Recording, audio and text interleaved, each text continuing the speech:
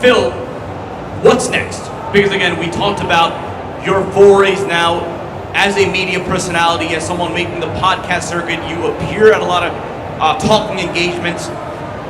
But then fans also want to know, will we see you on a bodybuilding stage anytime in the near future? And if so, what would it take to get you back on a competitive bodybuilding stage?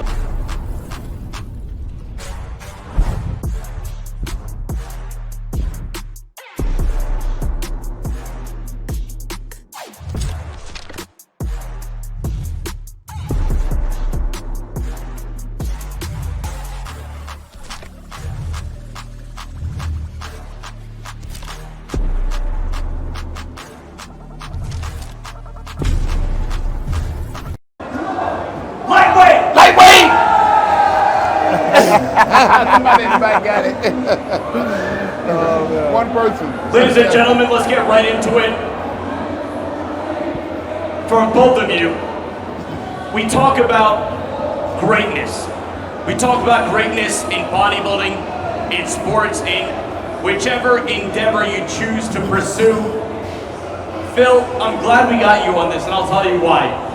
2015 was the first time that I ever saw you at a press conference. It was after the Olympia, and I remember, I'm not going to get into details, but it was one federation, another federation. I remember you spoke very glowingly about the INBB and the platform that is given bodybuilders, and I remember thinking to myself then, man, one day when this guy retires, he's going to be a great motivational speaker. He's going to be, the way that you were eloquently delivering your thoughts, and it kind of hit me. This guy should be in the media one day. Well, now you are very squarely as a media personality. You were a host of the Olympia, the live stream for the press conference. Talk to the fans about greatness. There is greatness in what you and Ronnie have done. But there's also greatness in whichever endeavor that anybody here or anybody watching home wishes to pursue. Absolutely. I mean, at the end of the day, you have to make a decision day after day. But right now, it starts now, right? Like you're here, you're able to see us, you're able to see all these amazing athletes, all this cool, products and services. But how are you going to serve yourself is the most important thing.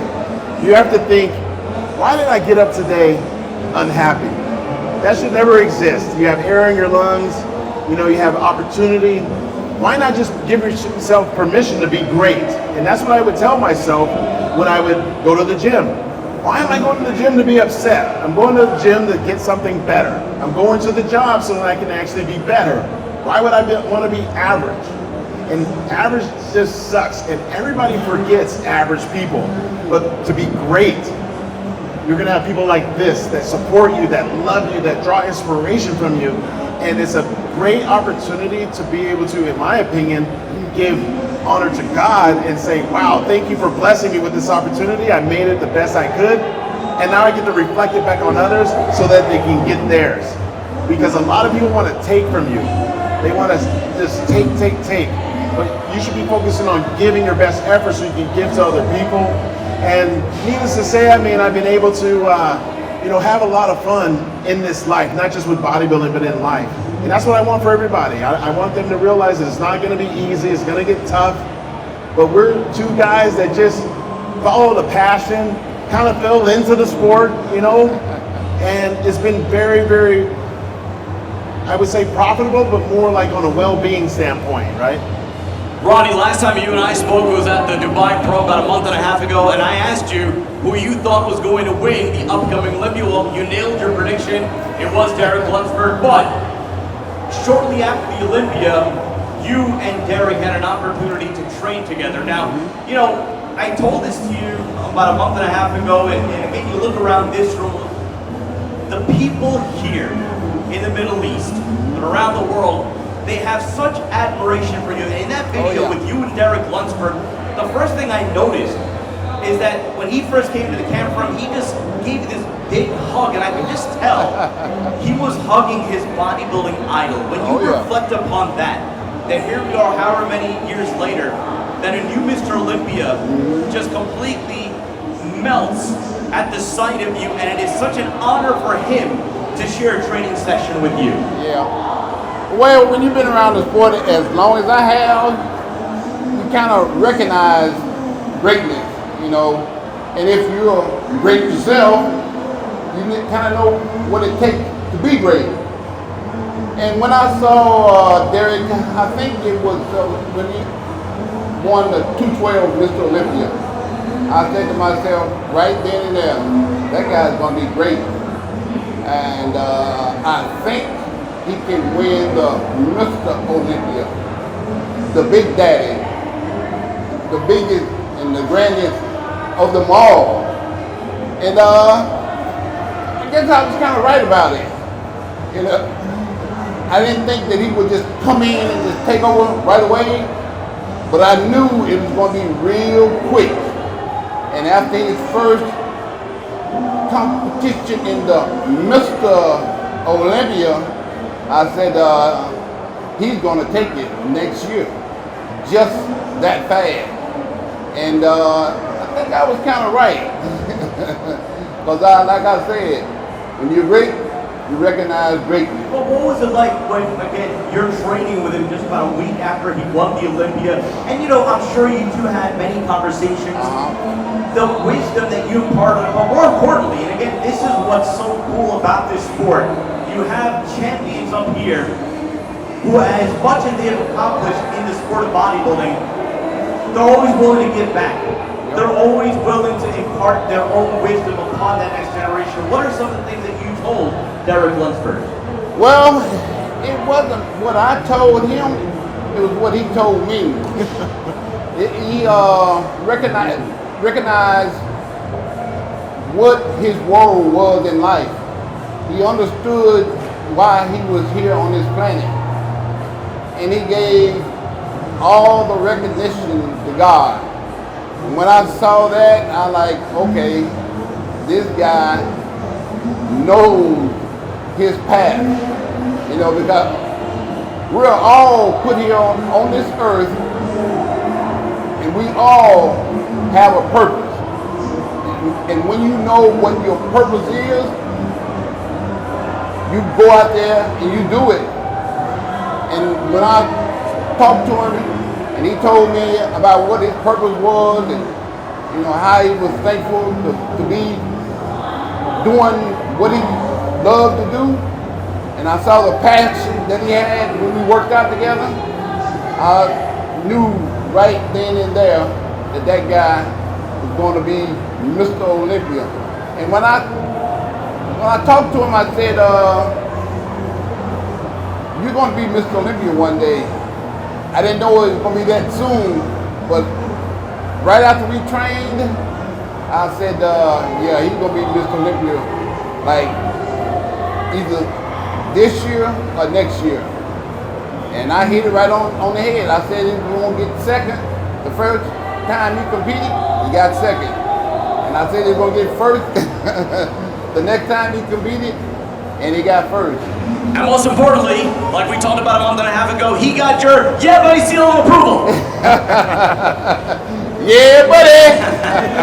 Phil, I'm really glad that I have you on stage because there are many aspects of your career, competition career right now, the career that you're carving out for yourself as not only a bodybuilding media personality, but what I'm really happy to see you do is that you're going around the podcast circuit.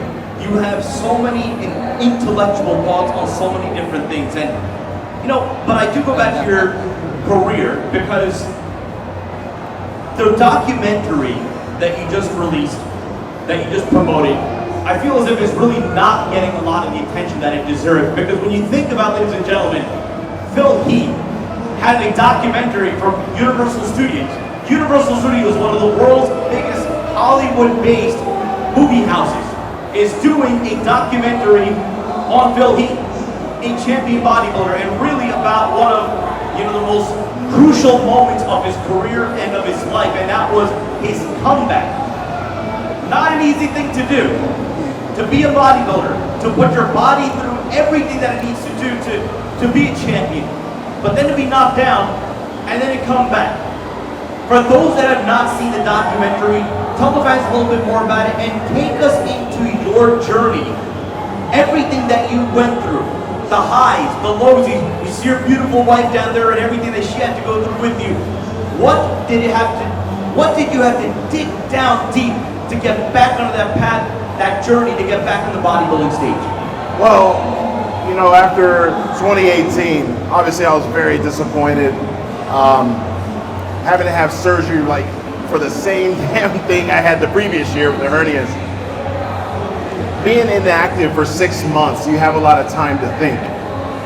Should you retire? Should you come back? And then you start trying to stay away from social media as much as possible because a lot of people had a lot to say. And I also have seen how people in the industry, whether it be promoters, whether it be journalists, whether it be fans, treat champions. I saw the rise with Ronnie Coleman. I've seen it, and I've seen how when you lose, how people shift. And I saw it with Jay. People were happy for him, and then Dexter came in and got one, and then they were like, kick him to the curb. All to that, he came back and whooped all of our asses that following year, and then they love him again. So when I became Mr. Olympia, I realized I have a lot of data of people and emotions that they have. And I had to realize that it's just emotions. They just love everybody, but they just love winning. So they are attaching themselves to winners, not losers. It just made me want to win more. So with the doc, it talked about not just the bodybuilder, but the man. It talks about, you heard about me, you know, having a basketball career and that it didn't pan out. I talk about that in very great detail, about how things didn't work out. Because really everybody that follows me probably only knows me for being the 7-time champion, which, as Ronnie will tell you, that's a lot of freaking winning. So if people only know you for that, they don't know anything else. But then we also have a story. So I was able to actually tell my story authentically, vulnerable. And that was the big key, is to be extremely vulnerable. I had to know myself. I was the guy, you can ask my wife, every bodybuilder has a trophy room. Well, you hope. Yeah. And with those Mr. Olympia titles, I would never look at them. And after losing, I hated them. But really, I just hated the fact that I lost. But then we watched the 2019 Mr. Olympia, and we didn't fly to Vegas to go watch it. And we're sitting there with some friends, and I'm just like, and I'm reading the text messages, and everybody's like, dude, you should be here. You could have won this. Like, you know, you should have just been here. Even my coach, Ronnie Rambo, was like, please just come. And I said, no, I need to know what it feels like just to be home, just to kind of be normal. Prejudging, we went out on a date. The waiter is coming by and saying, aren't you supposed to be in Las Vegas competing? And then the following night, we watched Brandon Curry win, and we were very happy. But at one point in time, I looked at my wife and I said, man, maybe one more time, you know, like I could whip some of these guys' ass still, you know, I still got it in me. And then the pandemic hit. Yeah. And we had already pretty much got completed filming our doc. But then we realized there was a bigger opportunity, and that was something that her and I would probably appreciate maybe 5, 10, 15, 20 years from now, which is coming back after 27 months through a global pandemic, and just what if, not what if I win, just what if I look good?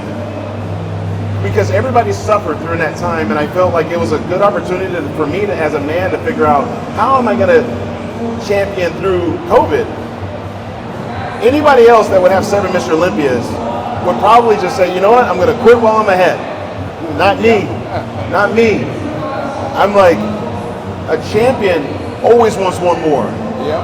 And we want it to be difficult because we realized it was already difficult to begin with. Our whole life was difficult. Yeah. So what better way to honor that documentary than to compete in 2020 and to actually show the crowd that, wow, like I can stand up there happy for myself for once.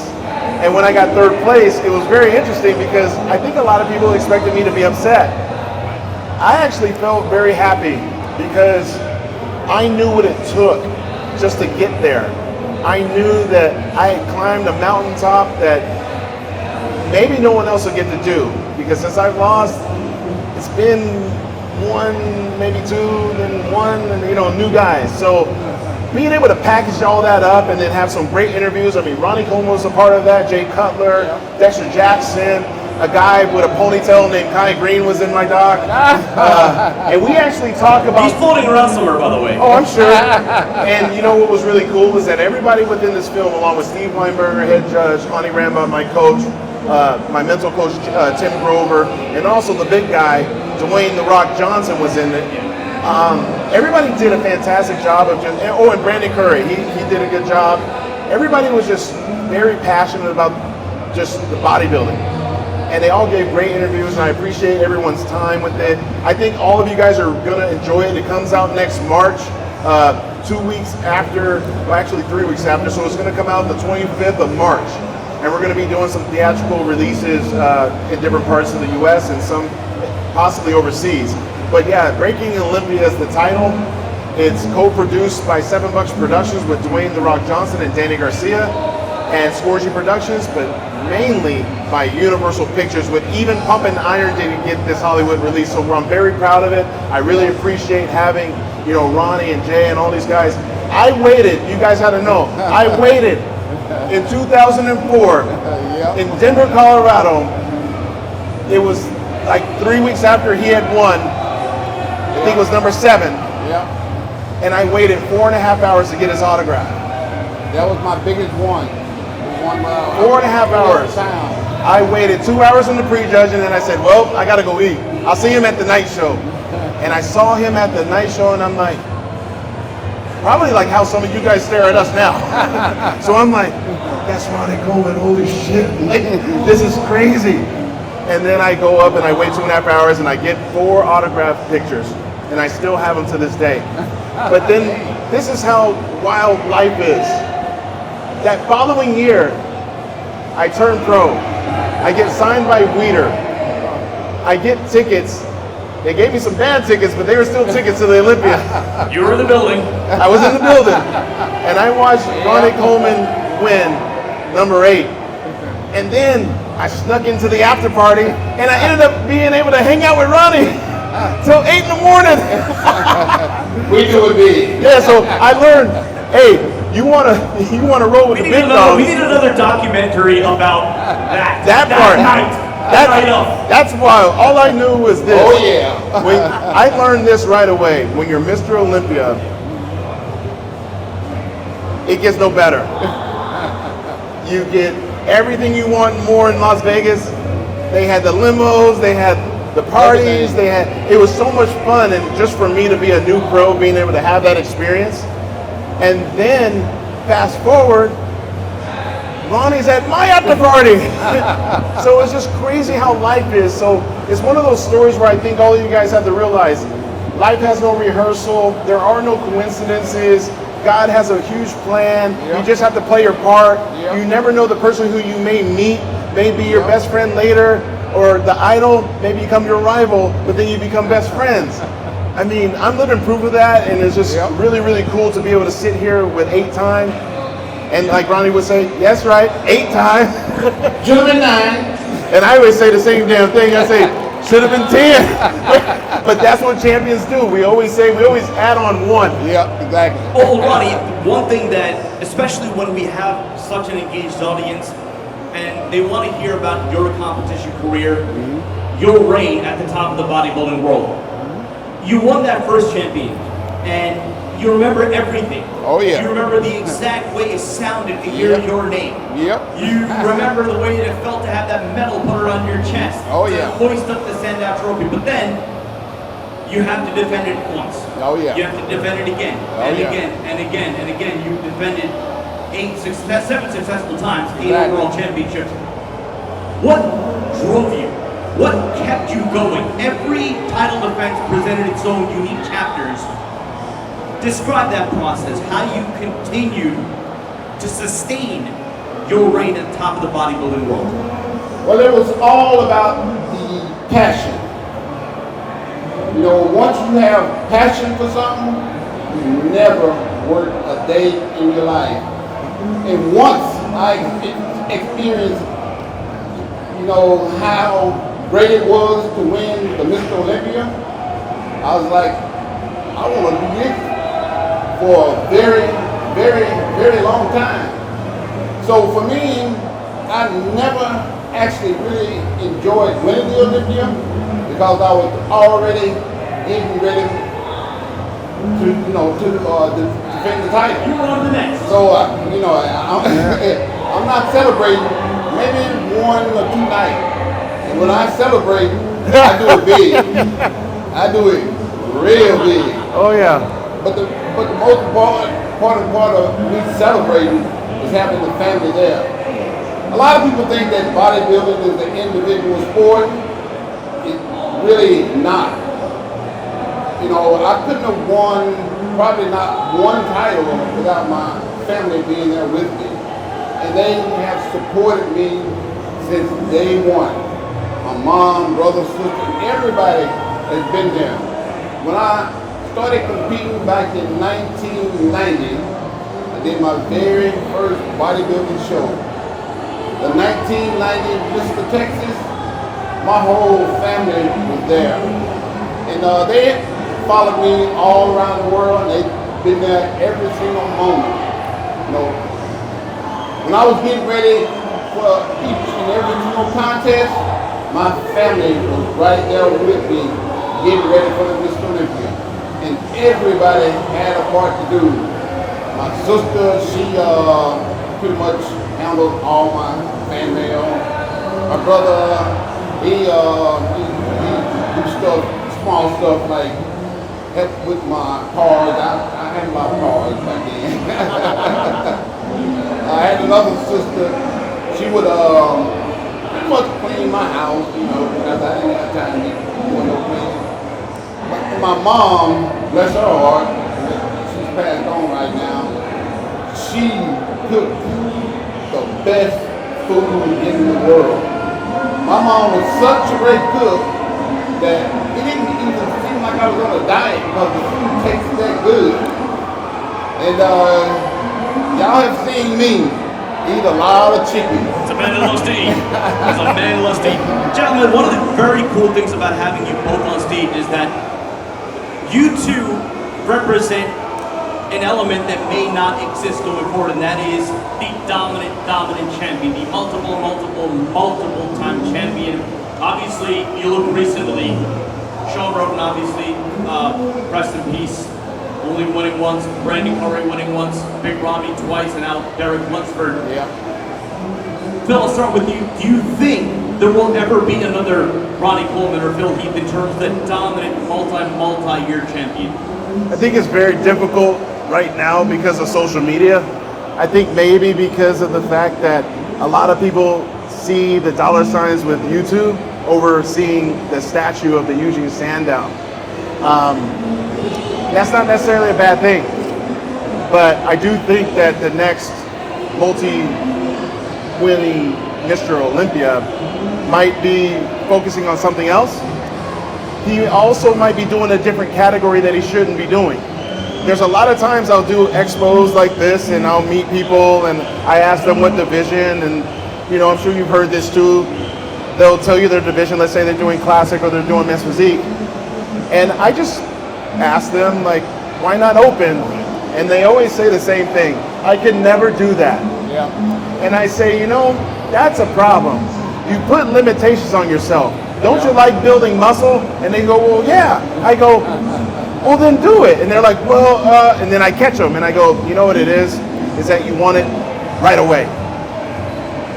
And what I'm telling everyone is that next Phil Heath or Ronnie Coleman may not have been birthed yet, may still be playing basketball or football or wrestling, or maybe just, I don't know, riding a skateboard. I don't know. But what I do know is that it's going to take a lot of commitment. It's going to take a lot of discipline to focus. It's very hard because Ronnie pretty much was the one that I followed along with Jay, and it was all magazines. I was the one that had magazines, and then it was all social media. I can say it's different. It's wild. A lot different. It's a lot different in a bad, but also in a great way. So, I'm eager to see that individual, but I do recognize also that it's a 2-day competition for the Open. And I think it should be 2 days. I don't think it should have to go back to 1 day. But it's very difficult, especially people that are bigger, because it's hard to peak when you're a certain size. Like if you're over 250 pounds, it's very difficult, you know. And I still to this day think that Ronnie would have never lost if it wasn't a 2-day show that time. Because it was uncharted territory. No one really knew. You were the first one to really have to defend during that time, and that's no diss to Jay. I mean, Jay's my guy, but like, it's just until you do it as an amateur, it's easy. You're going against the greatest in the world, and when you're at this level, you are going against what probably judges saw you the previous year or 5 years ago. You're going against your best version of self, and that is a whole different type of animal in your head that you have to find it in your will, and that's why obviously having a higher power in your life helps keep you sane. But I know I've been long-winded with it. I don't know. I do think that it's a cycle that we're seeing right now. Like when Arnold won his 7, we didn't see another 7 for a while. We didn't see another 4. We saw like 2, 1, 3, and I think that's where history's kind of repeating itself, and it's got to recalibrate it, I think. So I'm sure Ronnie and I will one day be sitting at the Olympia saying, yeah, he look all right. He might be able to win them all. He might be able to get 10. But like Ronnie would say to me, I hope he breaks it. And one of the things I want to share with everybody is that when you see people in sports and they've achieved certain levels of excellence, there's times where you see some of those greats not want anyone to break their record. Ronnie Coleman had never, ever once did an interview, never, ever told anyone that I couldn't do it. He always told me I could do it, and I should do it, and I will do it. And I really appreciate that because, you know, when I told everybody I wanted to win 10, people thought I was crazy. They called me all kind of names. And I said, you guys don't understand. I watched guys like him face all the odds. Ronnie Coleman changed the game so much they had to invent another round just to make it interesting for the fans because he kicked everyone's ass so bad. So when I won number 6, I had that with the People's Champ Award. And then I realized, I was like, I must be doing something good if they're going to they're going to move the goalposts and make the fans a judge that sit at the table. But then I realized, how great is it to be dominant in your craft and enjoy it? And as much as people probably thought that I was angry and pissed off, I was just imposing my will on something that meant a lot to me. So when Ronnie Coleman talks about passion, and you guys saw me like, yeah, you know, or fired up in an interview, or fired up, if you want something you never had before, you're going to do something you've never done before. And I think everybody in their life has someone in their life or something that they earned, that if someone decided to infringe on that and try to take it from you, you might actually go down swinging to death to defend it. And that's what the Olympia meant to me, because I honor the people who came before me. And that's where my passion was derived from, was to realize Coleman, Haney, Arnold, Jay, Dorian, like all these guys. Only the multi-winners, I'll be honest. Like I wanted to win more than one. Because I knew that was tough. Winning one, you win one, you freak out, and then you say, oh crap, I gotta go do it again next week, and third or whatever. After the second one, you're like, oh crap. And the third one, you're like, feels good. Fourth one, they start booing. They booed him too. And that's where he became what? The Dream Killer. I became the Dream Killer after that, but you know, I get to do the live commentary and not necessarily critique the athletes, but more edify them, because we see a lot of hate going on online. I can still criticize you while giving you love and saying like, yeah, you look really good, but this is what I would work on. This is what I think you need better.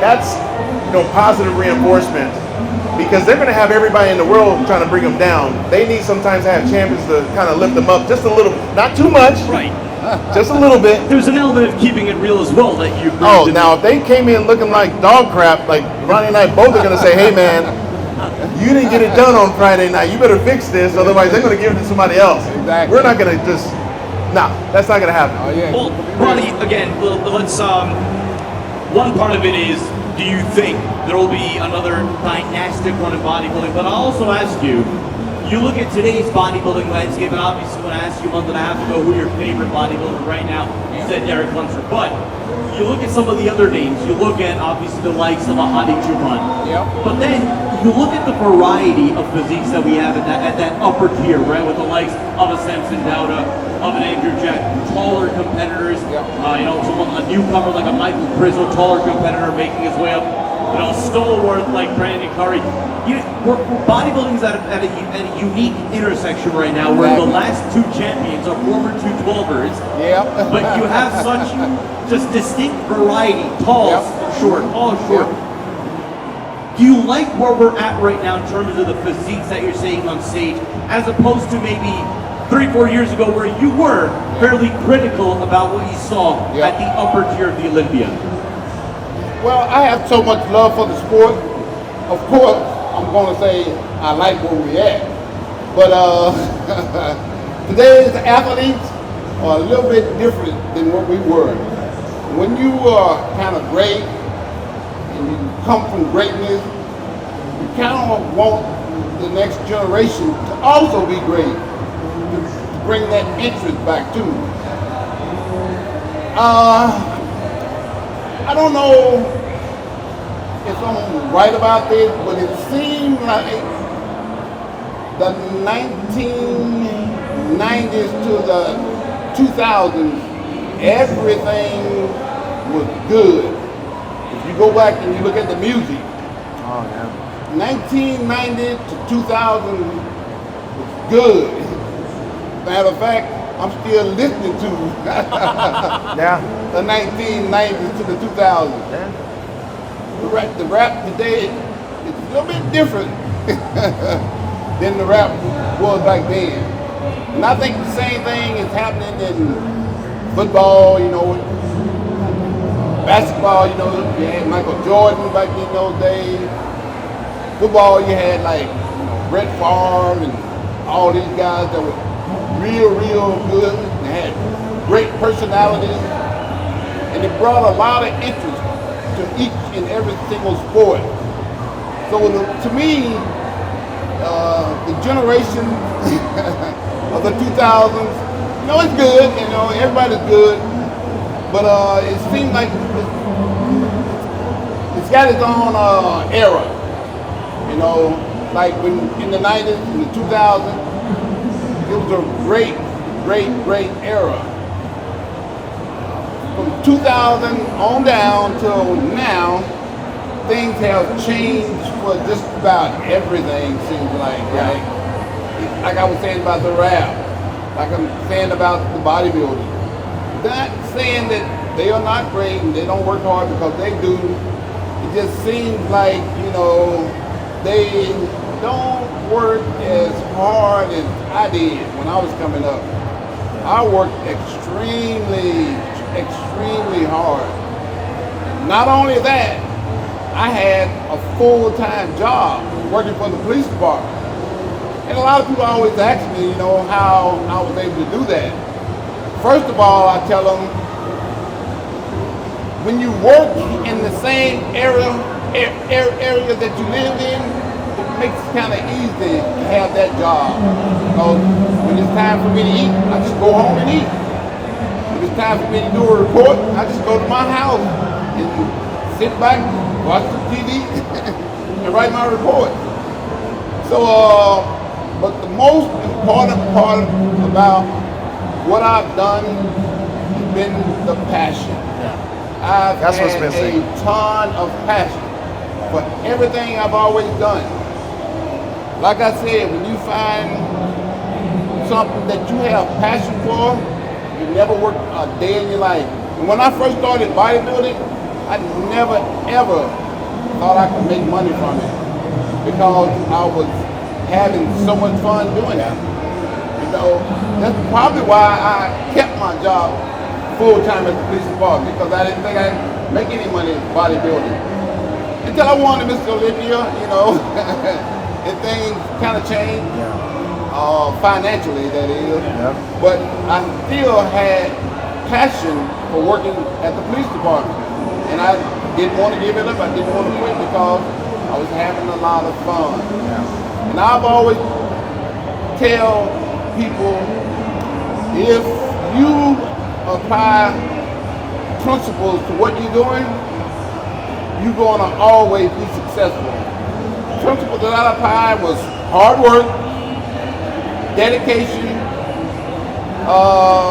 faith, perseverance, and the hardest of them all, sacrifice.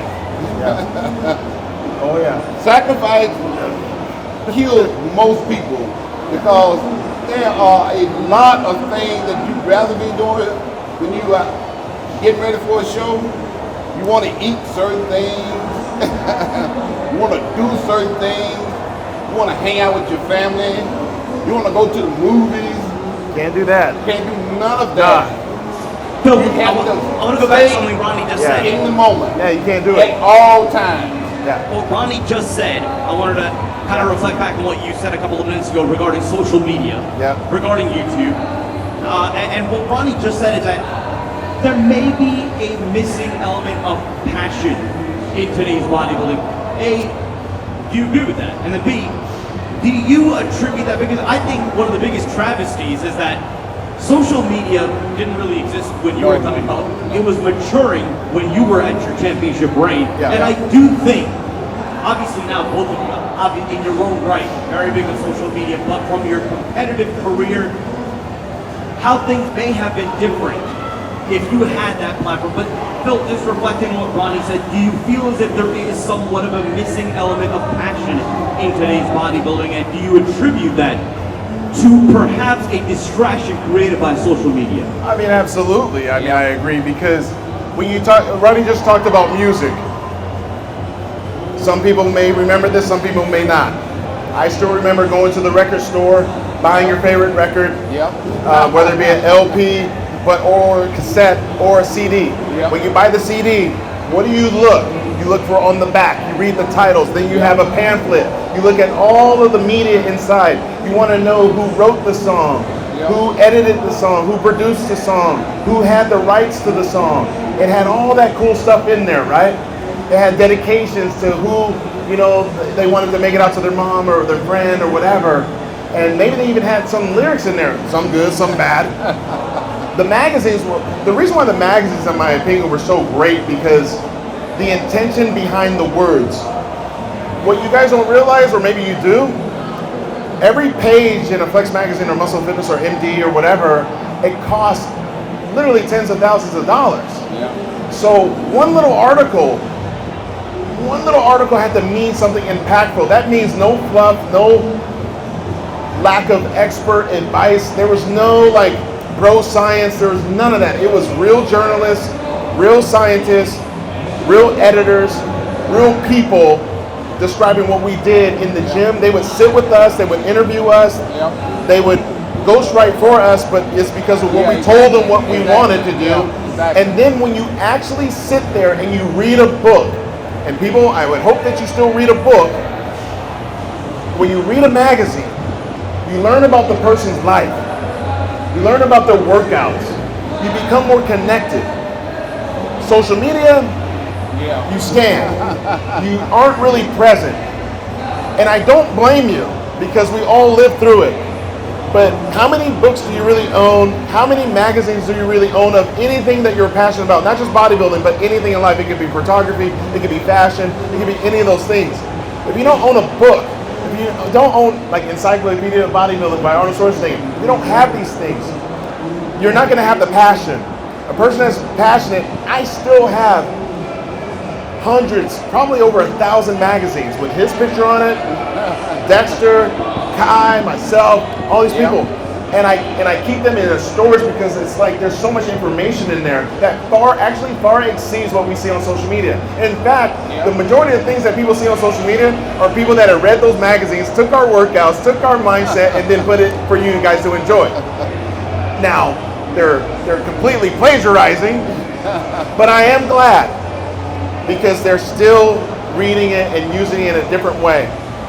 With social media, what I really like about it is that I get to connect with people all over the world very fast.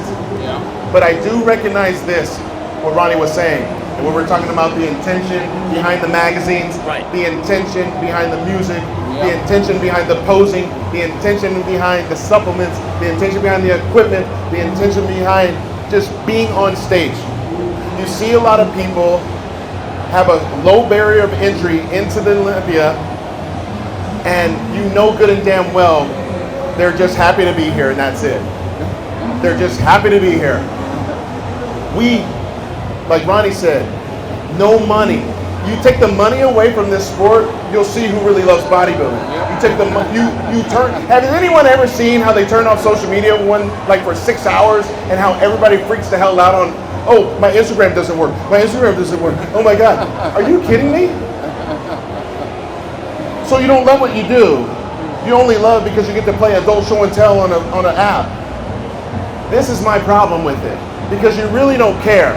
And that's why we're not seeing certain levels of competition. We're seeing people kind of try to say the right thing when the cameras are around, but they're really not that champion when the cameras are off. And we can see it. We can see it, we can feel it. And I think when you know people that can sing and you know people that can sing, they sing with their soul. We've already heard the music from someone from their soul, where it like reverberates through your body, where the hair sticks up off your arms and stuff like that. That's from someone that had the highest intention of what they're doing. The food that you taste is because of the person who cultivated the farm, that picked up the herbs, that made the sauce, not the fabricated BS processed stuff. So that's where I'm at with it. We gotta find a way to be more intentional, but at the same time, e-commerce is like, well, we're not gonna pay the athletes unless they hold a phone in their hand. So that's where you get athletes that may not like to do that. They just wanna be the best figure skater, the best basketball player, the best bodybuilder. They just wanna do their craft. They don't wanna talk about it, they just wanna be about it. Yep. So that's also hard. So now the athlete has to become their own hype man. They gotta say things just to get a click. They gotta do a clickbait story. They gotta get the right thumbnail. They gotta troll someone. We need the hot takes. Right? So those are those things that it's almost not their fault, because they're seeing an algorithm that is telling them how to act. And at some point we just gotta be us and switch the game up a little bit.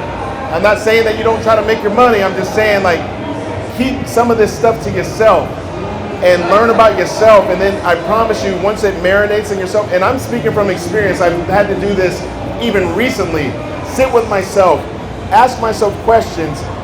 How do I really feel about this? And then take time with it and then learn how to communicate it. Not just say, I gotta post. Because no one's gonna feel that shit. It doesn't come with conviction. So those are those things that I think we're all learning at the same time, because the magazines are dead. But I do hope it goes back to where the passion exists, especially next year for the 60th Mr. Olympia. I damn sure better hope all those athletes, men and women, they have the highest intention, because you, the fans, love them so much that you guys deserve it. Where's, do we have Panada in the house?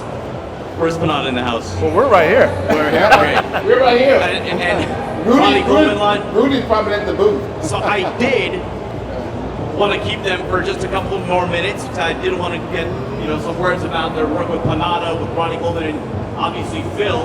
For those that don't know, is going to be inducted next year at the Olympia into the International Sports Hall of Fame. So this is another monumental accomplishment for Phil Heath. You get a yeah, buddy, for that? Yeah, buddy. But first, ladies and gentlemen, we're gonna have some entertainment on this stage. We're gonna do something fun. We're gonna do something fun here. So we have a 212 superstar, and on Hell Calderon, on Hell, do you have live music here? You have music? All right. Hit the posing music. On Hell's gonna come do some guest posing. We are gonna get some live commentary from 7-time Mr. Olympia Phil Heath and 8-time Mr. Olympia Ronnie Coleman. Let's go! They gotta play a different song than this, dude. I thought it was old school shit. I thought it was. Oh, this guy.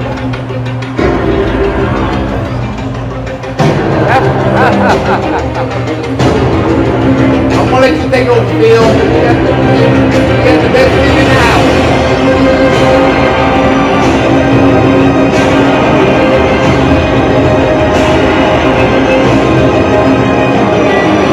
Yeah, buddy. Let's go, guys. Oh yeah. Let's go, guys. Yeah, buddy.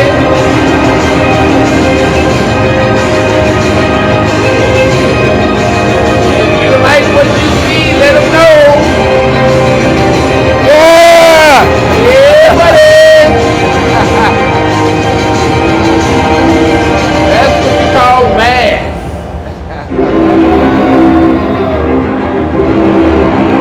Awesome. Mad. Give it up. Give it up. Yeah, buddy. Give it up. Give it up. Give it up. Give it up. Looking great, man. Good job. Good job. Looking awesome. Master class. Ladies and Yeah. gentlemen, Give it up, you guys. on the road. Yeah, buddy. Go. And you know what's so hard about what he just did is the fact that he's in off-season shape, but he looks fantastic. You know, being a competitive bodybuilder is very, very difficult because he's trying to train for his next competition, but then he's going to be traveling around, Yep. posing down, and actually being critiqued differently than how we would because of all the camera phones here. Yep. So he has to have a higher level of discipline, a higher level of self to know that they may not understand that this is not my stage look, but I'm willing to show you what muscles really look like, and I'm gonna take this back to the gym and continue to work hard and to continue to eat well, so then you guys still follow him as he competes. It's the hardest thing to do, I still believe, is the guest pose, Yep. because Be in great shape. back in the day, like when I was watching him guest pose, it was just with a little camera Yep. that you had to go develop pictures with. Now, everybody gets to zoom in and this and that. One of the things I have to say that I would love to see more of is that people appreciate a person that would actually peel down in their off season, because ain't nobody in here willing to do that right now. Bodybuilding is probably the hardest freaking sport because you have to be judged. You have to be adjudicated with no clothes on. Yep. It is not, could you imagine that? Now, how did you make that transition? Again, for those that still may not be aware, Phil played Division I college basketball. So for those not from America, Division I is the highest level of college basketball. You went from that, you know, obviously wearing a basketball jersey, basketball shirts, would go down there and then eventually transition to a sport where you're now They ain't wearing no having clothes. to be in posing trunks in front of thousands of people. What was that mental adjustment like for you? It was scary as hell, man. It was scary because, you know, it's one thing, and I'm sure a lot of you guys could relate. It's one thing to take the selfie in the mirror in your house. It's a whole other thing to train for a competition and stand on this stage and there is no mirror and everybody's staring at you in your little Speedo. So you're really having to understand that this is your body of work, this is your art, this is your passion. And it was very, very difficult for me. Even though I won my first, you know, slew of shows, I had a really good time as far as winning is concerned, but I was always really nervous. And it wasn't up until I say, oh man, I still would get anxious before stepping on stage at the Olympia, because you just hope that you did everything right. So I get it, it's nerve-wracking, the transition is always hard, but you then flip the switch and just say, man, I gave it everything I got, but now I'm here to entertain people. So it does take time and effort, and all that posing practice is good, but it's so different when you're on stage. It is so different. It's not even the same. Like, you can talk about it like, it's just different. I talk about it all day. For me, I was never, ever, like, nervous, because I had a lot of passion for what I was doing.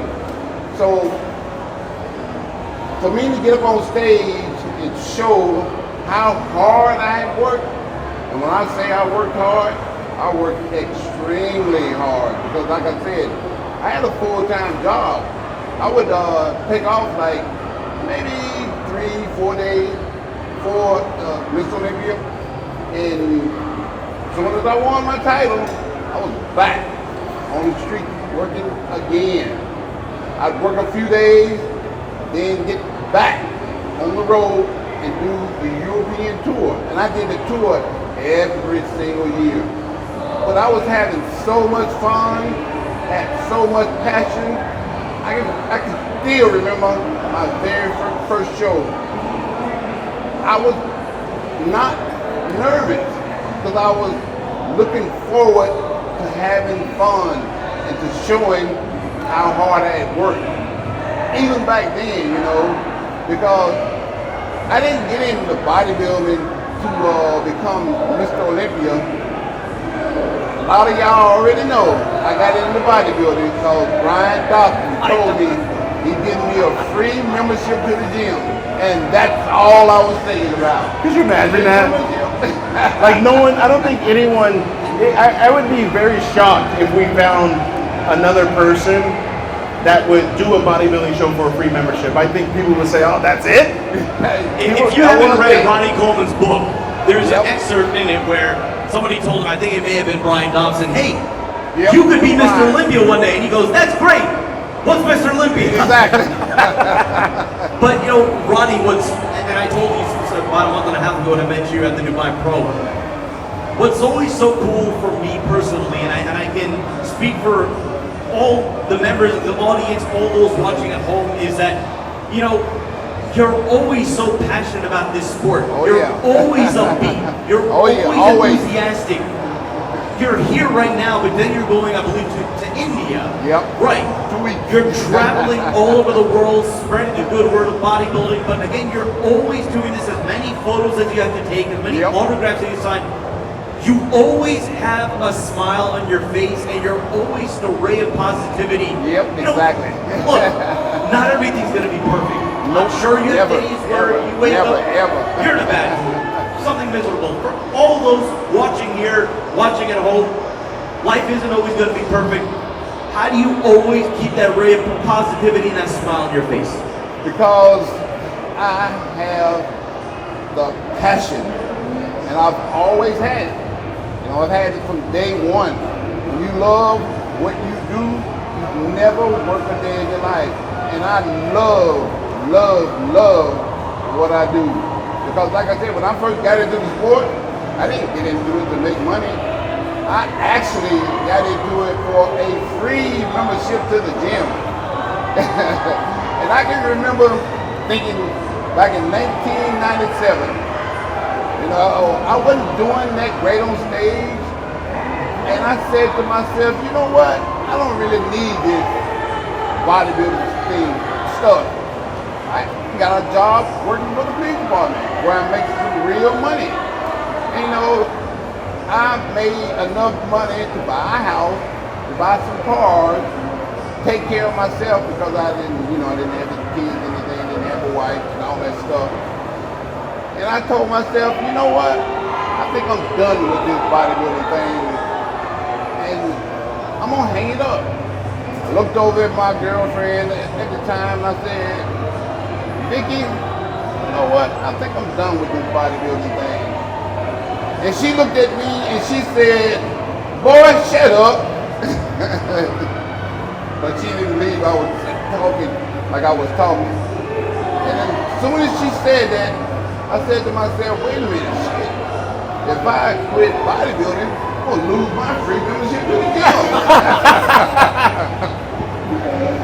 I'm not giving that up. You didn't want all the hard work I put in. You didn't want to lose them games, bro. He's like, I done built this body. He's like, I'm not gonna. No way. And the very next year, I won the Miss Olympia.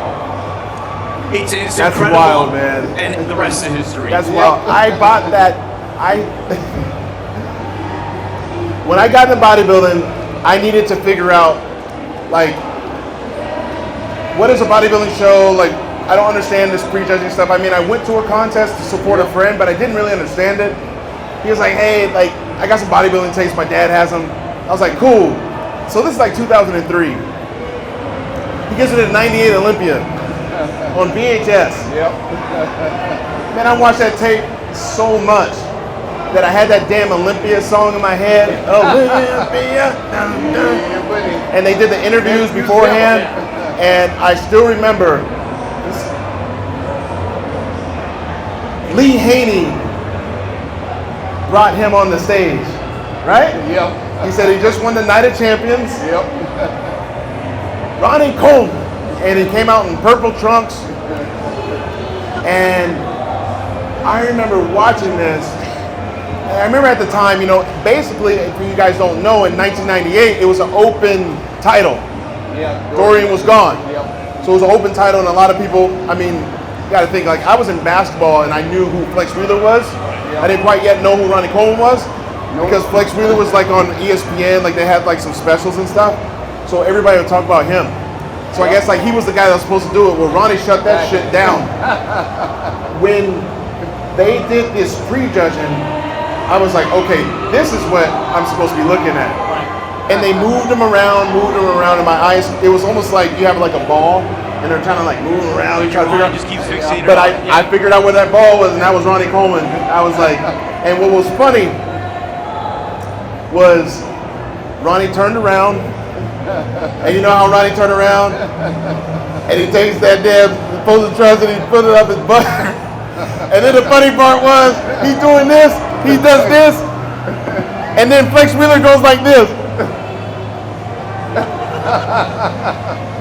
And he kind of like, Pulled his down. he pulled his back over his butt cheeks. That basically said, you're in for a long night, boy. You about to get your ass whooped.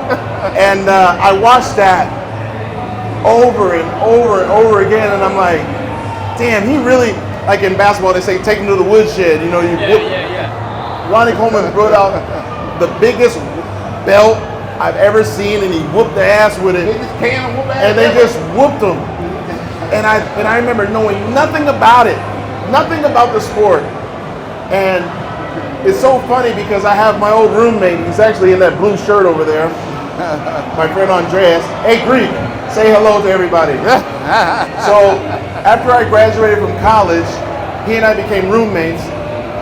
He was kicking his roommate out, and I was actually applying for a studio apartment.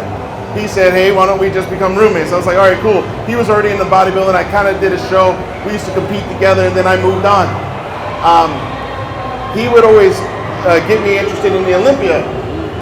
So there was a year where it'd be on pay-per-view, on television. Oh, yeah. I knew more about Ronnie Coleman than maybe Ronnie Coleman, because I would watch him over and over and over again, and we'd watch him, and I still remember 2003. Oh, yeah. 2003. They were getting ready to boobies. We had a friend, remember it was Ricky, he had the phone. He's laughing now because he knows this is a true story. So our friend, back in the day, there ain't no social media.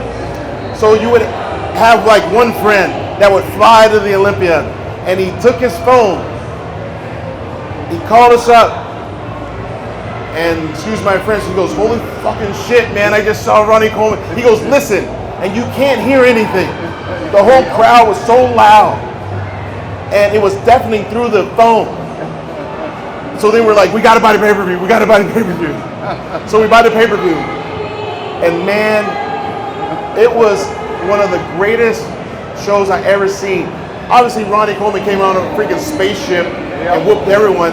And then only because he lost at the damn Gunther at the GNC show the previous year. And Jay actually looked really good, it just wasn't good. What I loved about it was that if you're really an athlete, you love seeing distance be made. You know what I'm See, saying? but this Yeah, buddy. I'm glad you brought that up because, you know, Phil, I was telling you this before we went live, and I would have to go back to 2016. Like, again, what you just said about Ronnie Coleman, that when Ronnie walked out on the stage, you knew the show was over. They could do comparisons, they could go through the formalities, but your eye is fixated wherever they're moving Ronnie. You knew the show was over. You knew this was going to be Ronnie's show. I go back to the 2016 Olympia. This is the last time that I can definitely say that this was the case. 2016, when they said from the United States, reigning Mr. Olympia Phil Heath, you walked out on stage. the show is over. And really since that point, you've had champions, obviously yourself, obviously Sean Broden, Big Ramy, Hadi Chubon, and now Tyler Lunsford. Great champions in their own right. I don't know if I see the scout. That F you, I'm the champ. Yes. And I saw out of you, and obviously we saw out of you for a better part of a decade. Why is that? Can that be taught, or you have to have that in you? I start to realize as I get older, it's probably something that's, I think everybody has it within them. They just have to find something that brings it out. But I think you have to be pushed. Yep. I think it requires, it's just like an addict, right? Like they have to be pushed. They got to hit rock bottom to figure it out. With bodybuilding, man, I still remember having no money. I still remember being told no. I still remember, man, like things not going so well. While they're going well. And then you realize you have an opportunity. And like Ronnie said, it's just that passion, man. So it's like, I knew when I won the Olympia what it really meant. Because again, I watched Ronnie win. I watched him lose. I watched him retire. I watched change hands with Dexter and Jay and now to me. And I respected them so much because you got to understand, I turned pro in 2005. This was like at their prime. So I was actually socially accepted. Imagine that, like you're a rookie. Rookies usually, get out of here, kid. You can't hang out with the big dogs. I was actually like, hey, I'm just the new guy. Like I'm on Flex magazine, you know. And they were all nice. They would tease me a little bit, especially Dexter, you know. He's always a joke. But I got to just see what bodybuilding really meant to them. And I realized, man, it means the same to me. And Mr. Olympia, if you can become Mr. Olympia, that's something that you'll never want to give up because of the people that are trying to take it from you. Jay wanted to take it from him. Yep. Gunther tried to take it from him. Yep. The fans, you guys are beautiful, but at some point you get tired of seeing the same person win. Yep. It is what it is, and it's hard when you're going through it.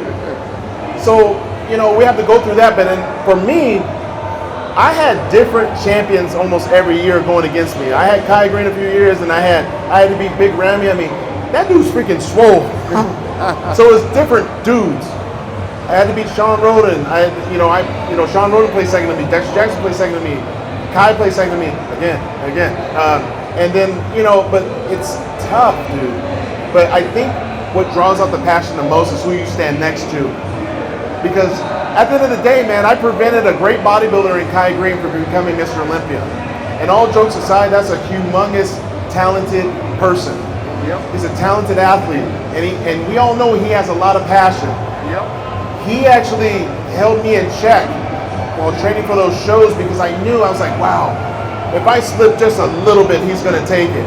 And I actually like that because I can now see someone as I see myself, as a warrior, as a competitive person. So you talk about the snarl, it's because every badass competitor has a look.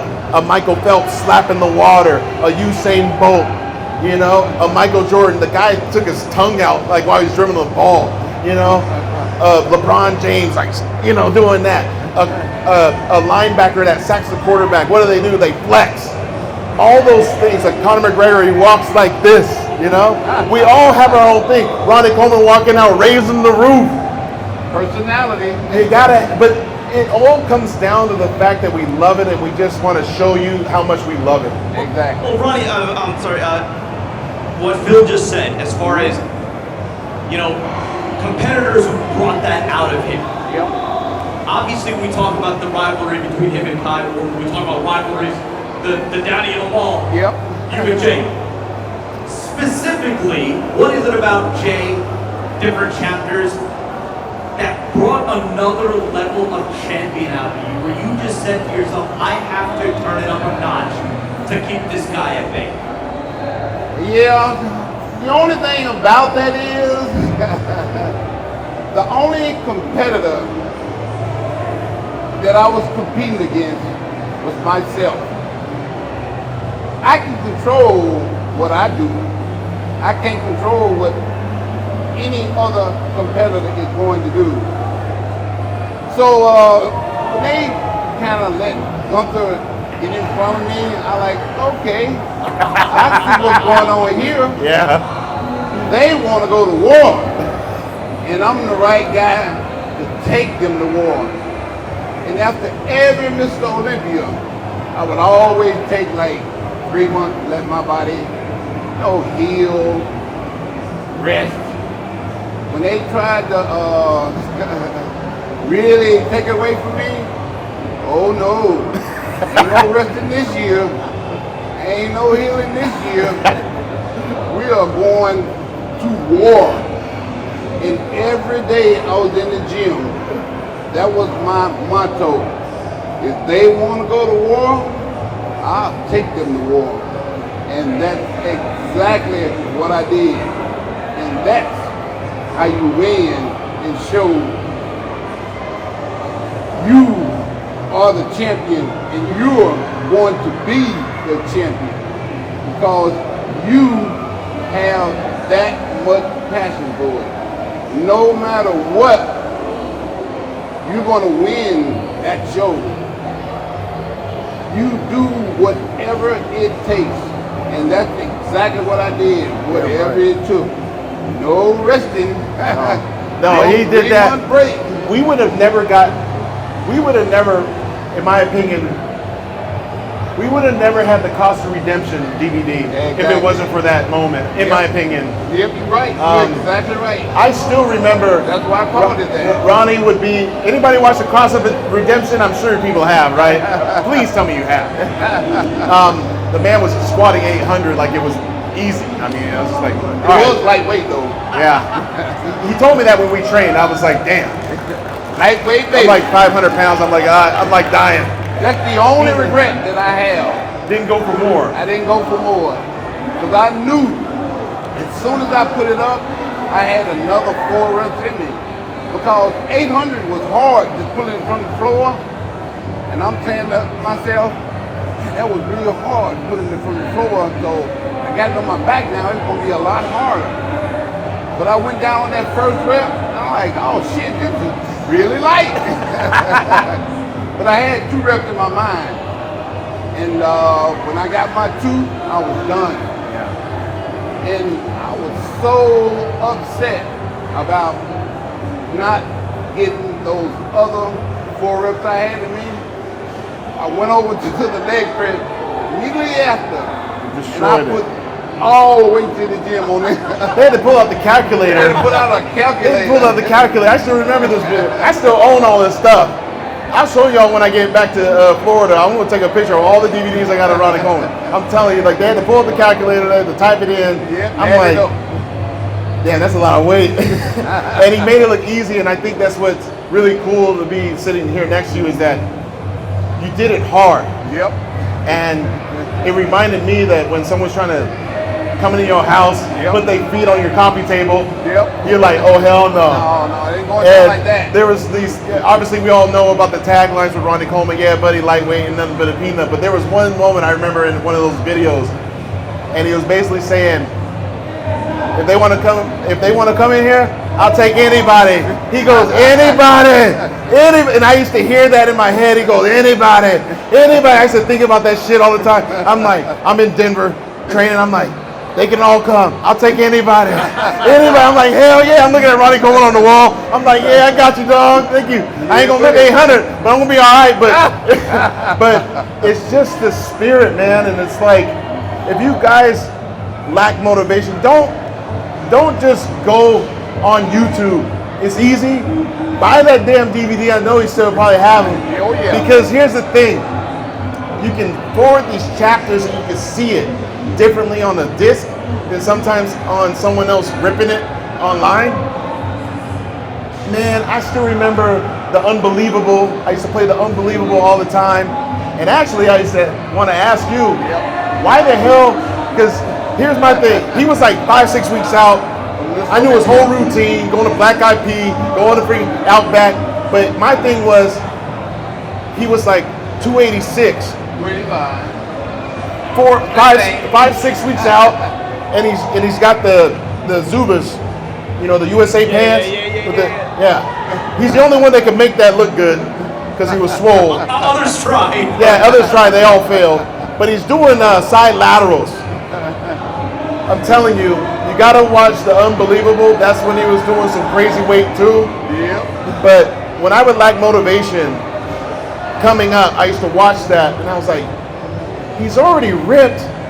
He should probably just compete at that weight because he was competing at like 250.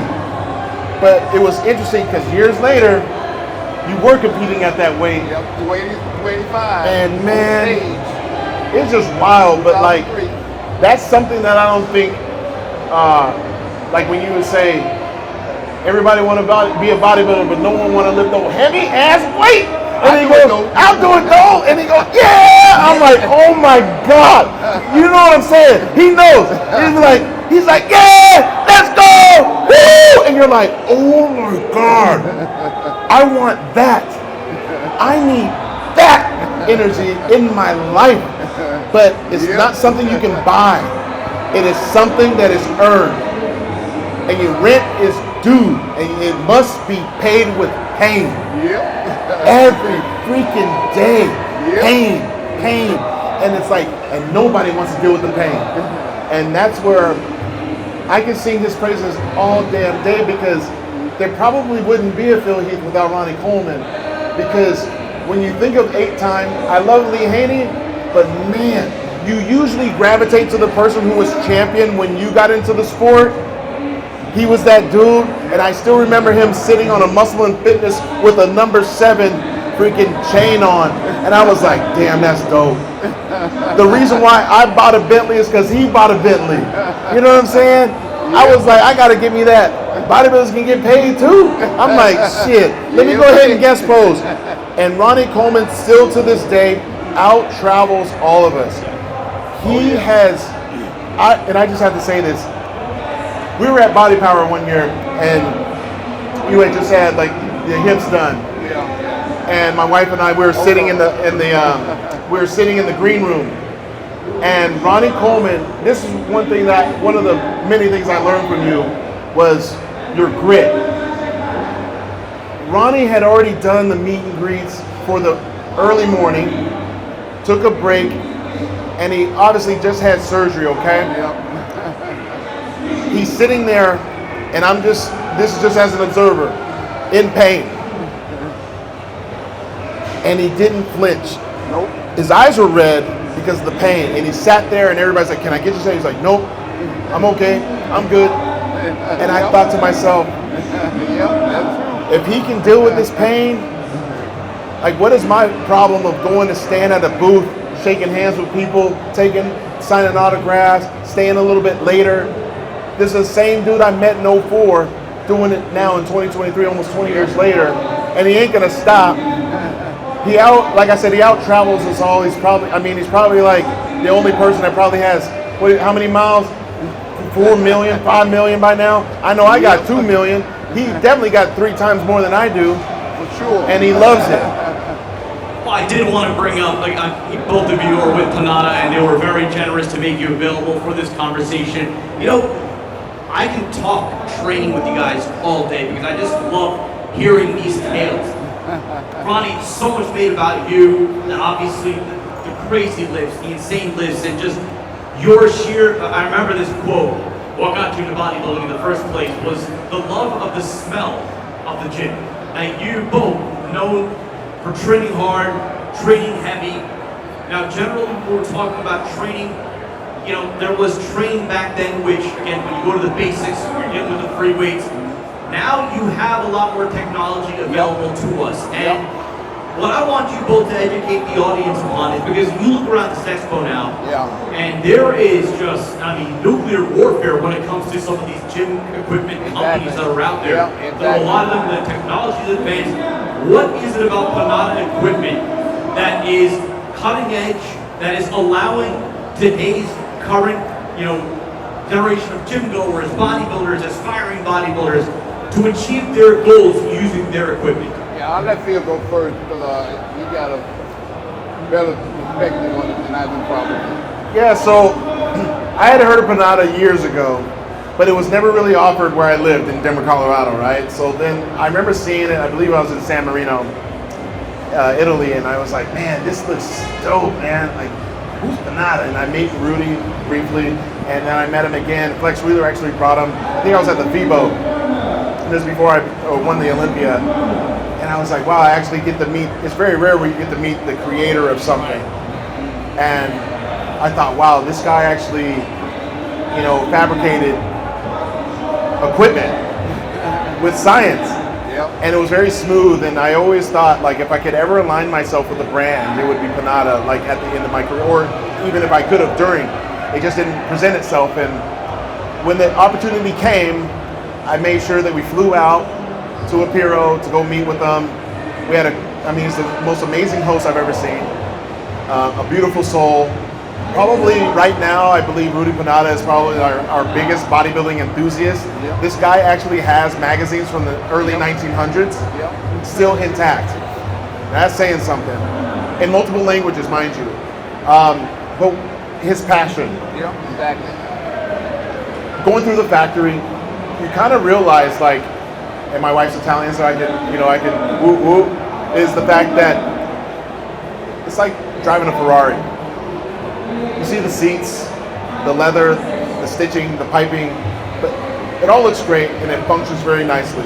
But when you actually go to the factory and you see how it's made, that's when you fall in love with it, because it's usually all by hand. Over 90% of the equipment is made by hand. Over 90%.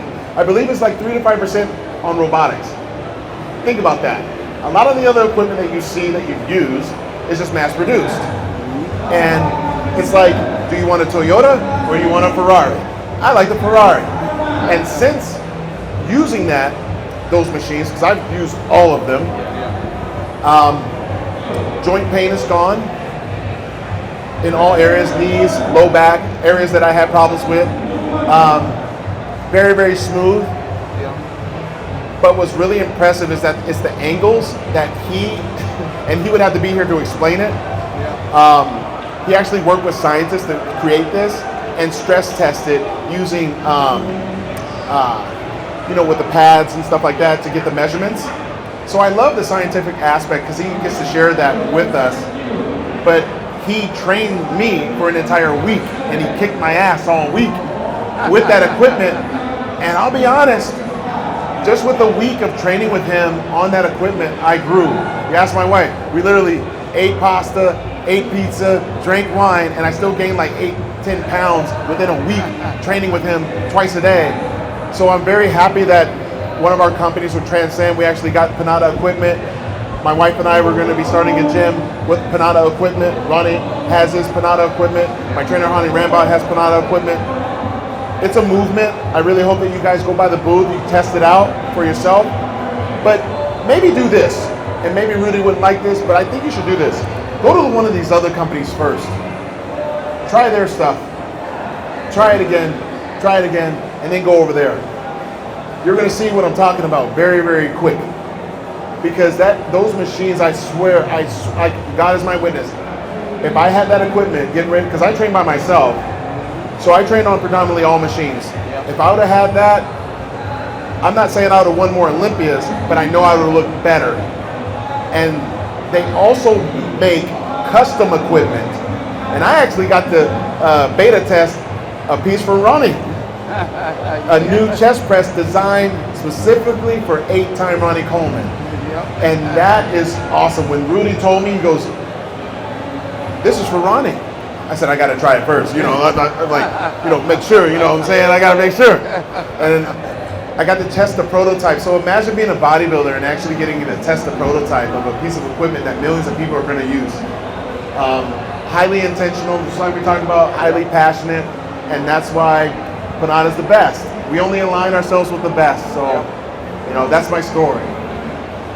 Ronnie, if you want to add to that again? Mine's a little bit different. Well, I kind of agree with Phil on everything that he said. But the real reason why Panada is like the best equipment out there, I'm not just saying it because I've used it and I enjoyed it. I'm saying it because it's true. And the reason why it's true is because Rudy Panada has so much passion. So much passion, like you've never seen it before. No. It's like I have so much passion that I love training, love working out, love competing, everything. But Rudy Panada, he loves creating machines that make the body better. Now, I grew up poor. We didn't have fancy machines and all that kind of stuff. I worked on free weights all my life. Never had the opportunity to use fancy equipment. It was all about free weight. Benching, squatting, deadlifting with that bar and those plates. There were very few machines. And when I trained on Panada equipment for the very first time, it was like working out with free weights. I felt the same contraction. Muscle, you know, kind of like grew the way that they grew when I was working out with free weights. And everybody has seen how big I've gotten over the years using free weights. Now, I'm not saying that, Panada been around, like Phil said, I would have won more Olympia. I'm saying that if I'd have used it, I'd have looked probably a whole lot better and probably enjoyed it that much more because I still have that same passion that I always have, but it makes it that much more better when you're using equipment that you love working out with, that you get the same results as you got when you were working out with those free weights. And that's what Panada equipment is. But there's so much technology today. And really using and bringing that technology to the forefront. And he's using that technology to make Panada the best equipment in the world. Now Phil was saying go out and just try, some other equipment and then go and try Panada. I've tried that other equipment and it was some of the best equipment in the world. And I've tried the Panada and it was always better. Yeah. It was like it's like butter, man. Yeah. You get the best pumps and you get the best traction of the muscle. And now, like Phil said, you can feel yourself putting on size. You can see it also. So I say for myself, Panada is the best out there because I've used other machines. But nothing works like that, and it's so smooth. I mean, it's the smoothest, like heavy equipment too. It doesn't take a lot of weight, right? You think you load it up like you do some of those other ones? You're not gonna do that with Panada. No, we were training at the Olympia, and we both looked at each other and were like, yeah, that ain't happening. Because majority of other equipment, I think we all realize, like maybe you've gone to the gym and there's that one machine that doesn't have the big area for a lot of plates, and you won't use it. Why? Because it doesn't look impressive. Yep. Majority of Panada equipment is kind of like that. I promise you, what's going to be impressive is how you look and how you feel. You can't be so concerned with like, oh yeah, I slapped on all this weight and stuff like that. Because with certain machines, like Panada, it was designed to take a different type of load. There's machines over there that, I'll be honest, you could try like their super squat. You won't even need any weight on it. You just disengage it and try to do a squat. Yeah. You're gonna feel taxed. Yep. That's what you want. That's what you really want, because then you can build up a little bit. And then if you decided to go train with your friends on some free weights, you're gonna be a lot stronger. That's for sure. Yep. And I'm very, very happy with it. We got to train with it, had some fun. I'm probably going to train with it later this afternoon, like I did yesterday, to go get a pump, because I was able to get a pump in like 5 minutes. And it's just the contraction, it's all those things. And you know what's crazy about Rudy is that he's the type of person that's kind of like Ronnie and I, that when Ronnie and I'm guessing when Ronnie would be on stage, because I know I felt like this, when you're getting ready to win the Olympia, you're already thinking about what you're about to do next week or next year. You're already thinking about it because you're like, yeah, I already got this one, but next year, oh yeah, I'm really about to turn it up. That's what Rudy does. Rudy has like the equipment that is going to be here at the booth. He's already thinking about next year at the FIBO. You know what I'm saying? That's how he thinks. So those are the type of people you want to stick around, because they're always being passionate. They're always finding a new way to be better. Just like you guys, you want to be better too. So align yourself with a company that is always going to deliver greatness. So now the booth, for those of you interested, is in the other hall, so across the main hallway, and that's where you're going to be able to find Phil Heath and Ronnie Coleman. Gentlemen, I'm going to ask you one more question. Phil, what's next? Because again, we talked about your forays now as a media personality, as someone making the podcast circuit. You appear at a lot of talking engagements. But then fans also want to know, will we see you on a bodybuilding stage anytime in the near future? And if so, what would it take to get you back on a competitive bodybuilding stage? Now, if you just saw how my wife just took a step back and like took a deep breath, I think the war is over. Answer carefully. I think the war is over. But I'll be on a bodybuilding stage next year. I'll be at the Olympia next year for the 60th. I'll be on that stage receiving my International Sports of Hall of Fame award. And I might be in really good shape. That's what I can promise, because I'm always going to be a bodybuilder. Ronnie Coleman's always going to be a bodybuilder. Arnold said he was always going to be a bodybuilder. I'm definitely always going to be a bodybuilder. I have no reason. And I took a lot of time off.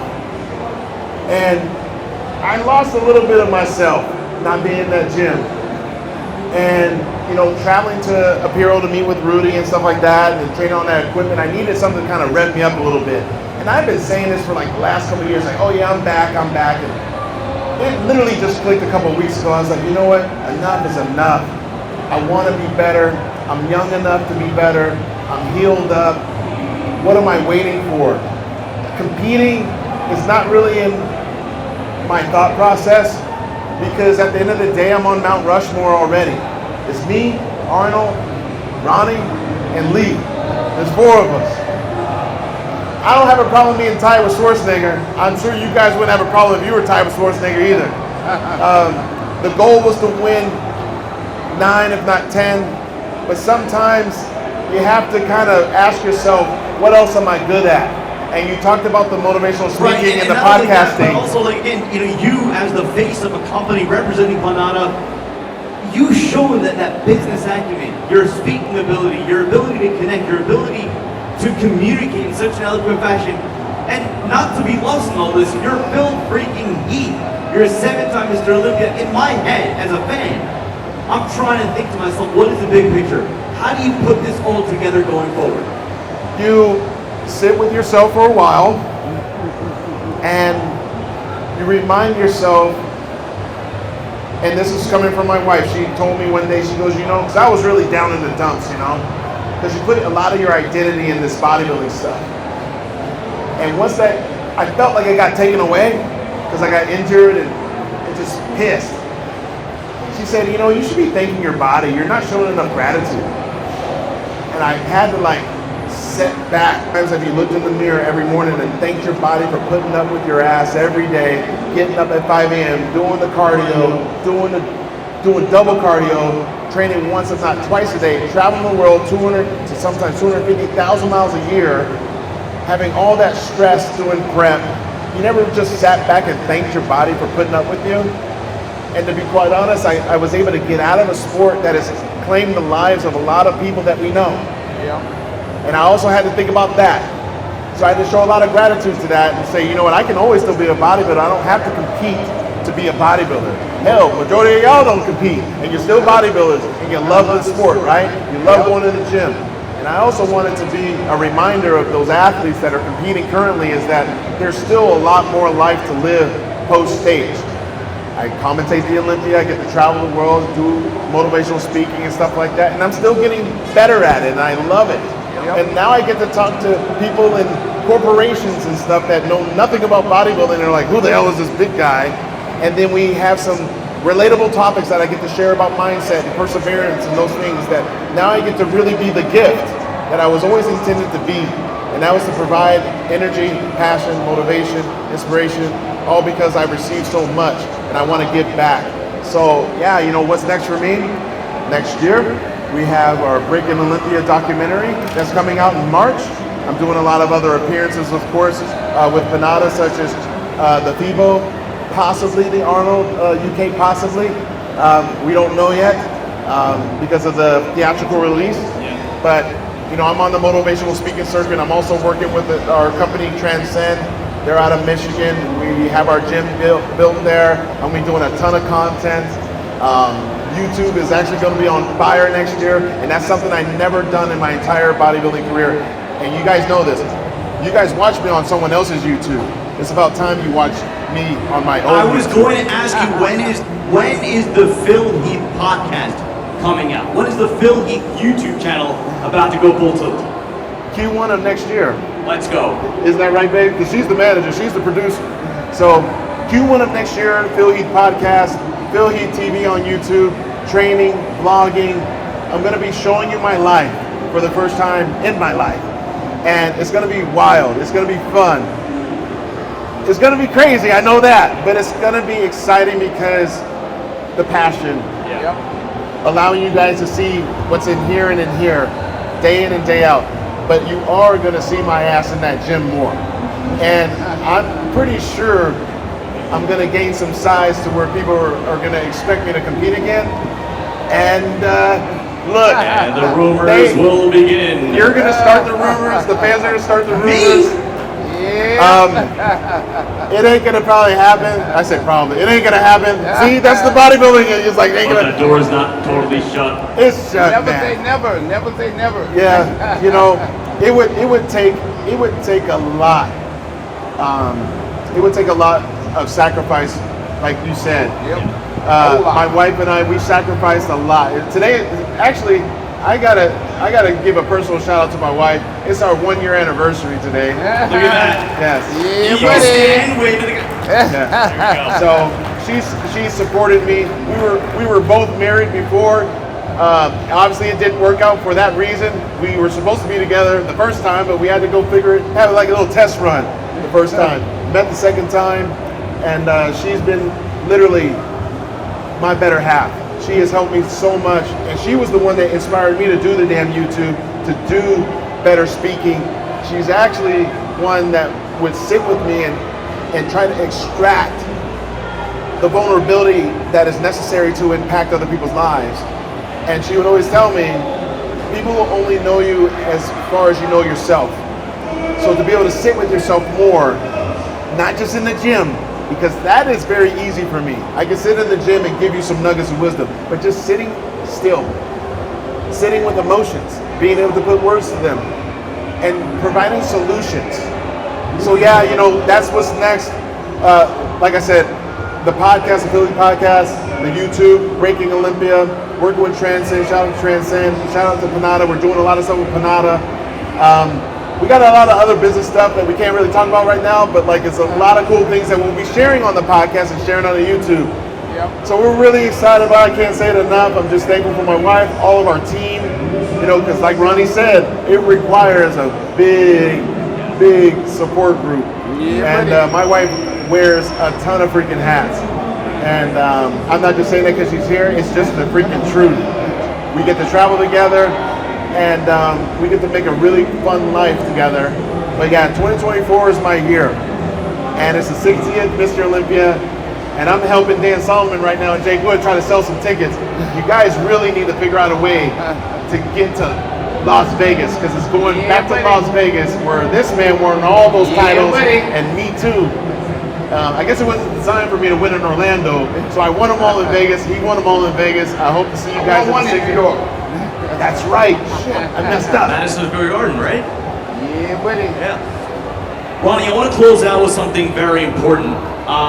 And that is something that you talked about at the, I believe it was at the Arnold Classic. And I say this because I feel as if everybody in this room works out, trains. We're all going through things where we're going to feel pain. Oh, yeah. We're going to have issues with our body. Oh, yeah. There's an element of recovery that you've recently tapped in on, and I feel like the way that it's benefited you, I feel like everybody needs to be educated a little bit more about it, and that is stem cells treatment. Because you made a point at the Arnold Classic how if you have a choice between stem cells and surgery, you're going stem cells. And the kind of difference that it has made. But I want you to educate everyone here, and I'm so appreciative, by the way. All of you have been standing around you. It's been a very long talk. You've all been here. You've all been engaged. That's very much appreciated.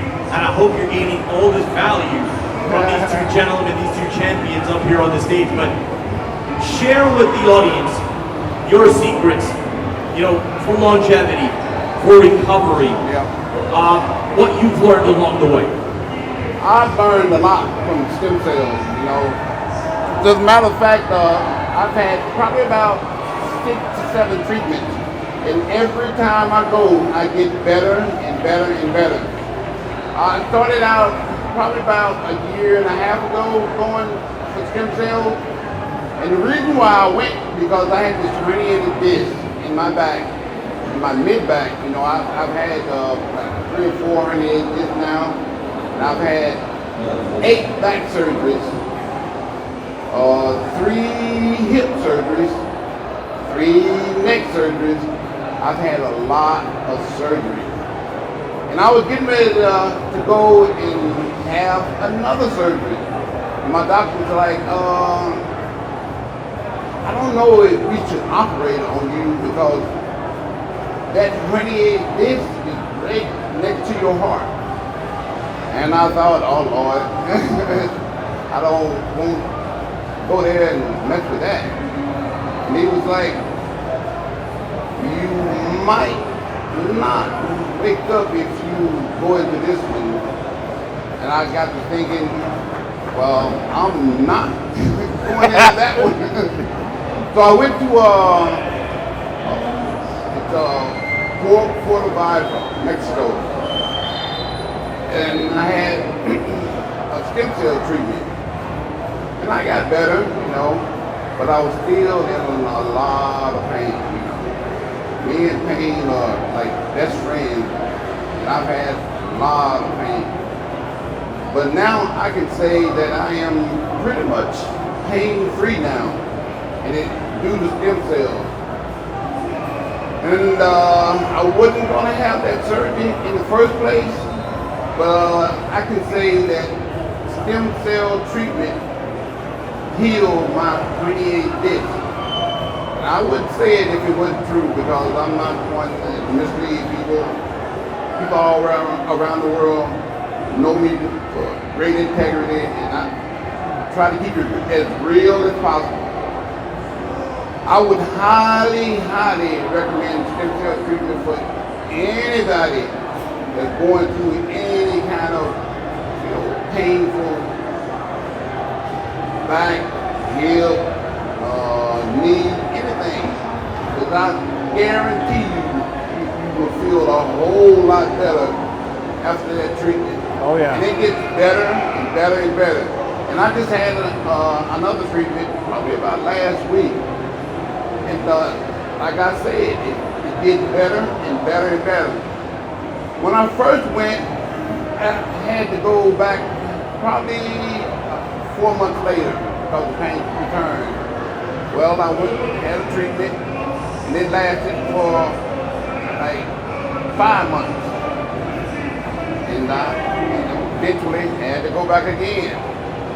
This last time that I went, it lasted almost 7 months. So I'm looking forward to, the time that I don't have to go for like maybe a year or maybe 2. But I think I'm going to continue to do it for as long as I'm around because it has done miracles to me. I mean, I've been in a lot of pain, a lot of time, but that stem cell has really healed me and made the pain go away for a very, very, very long time. And like I said, I'm looking forward to, you know, maybe a year, maybe 2 years when I don't have to go. So I highly recommend anybody that's going through any kind of pain, because I guarantee you it will heal you and make you better. Oh, yeah. Guarantee you. Well, the best part of all of this, Ronnie, is that you're pain-free. Yep. And as always, you're happy. Oh yeah. You're in a good place. And Phil, I could say this about you as well.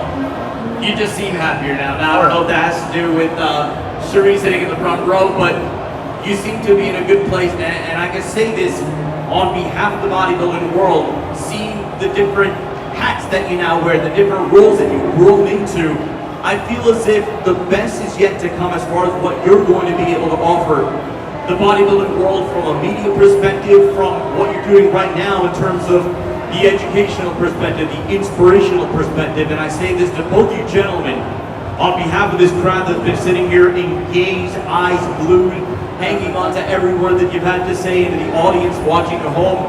You both are champions. You're both inspirations. You two are the reason that millions and millions of people around the world get into the gym, do something healthy and productive for themselves because they want to better themselves, because you have given the face of fitness and bodybuilding that exact label. Yep. That it is going to make you better, stronger, Yep. better human being, to challenge yourself Oh yeah. and to challenge yourself to your limits, to unleash a better version of you. So Yep. on behalf of the bodybuilding world, on behalf of everybody here, on behalf of everybody watching, I thank both of you gentlemen. Thank you. Continued success in all that you do, Oh yeah. and continue to provide all the value, all the knowledge, and all the inspiration for everyone here, for the millions around the world who follow you. Thank you. No, thank you Yeah, guys. buddy. Thank you guys so much. Thank We you. love you guys. Ladies Thank and you. gentlemen, Phil Heath, Ronnie Coleman.